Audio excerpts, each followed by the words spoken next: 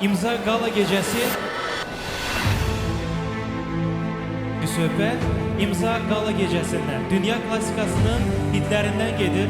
Tabii ki bugün dünyanın en çok sevilen eserleri bu sahnede səslənəcək.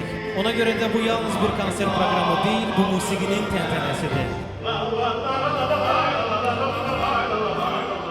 Ve bu gecenin ideya müəllifi ise değerli Lamia Kərimlidir. Biz Lamia xanıma da çok sağ ol deyirik. Magdalena Kalçıvanı ve flamenco sənətinin ecazkar nümayəndələri.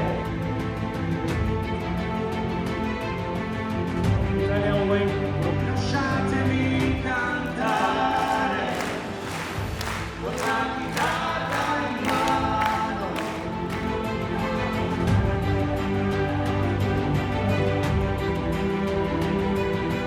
La felicità di lasciarti il biglietto dentro il cassetto.